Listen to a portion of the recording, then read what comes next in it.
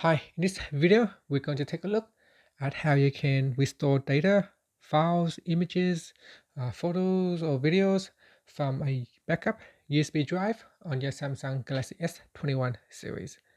So if you have previously backup data to your drive, you can now plug into your device.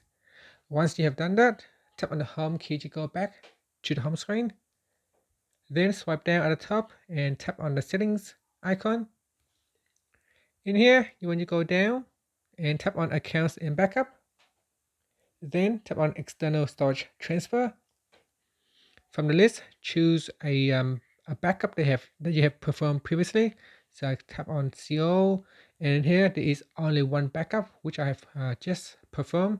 So you tap on that, and then it will show you a list of all the items that you have chosen to backup. In here, you can choose what to restore. You don't have to restore everything.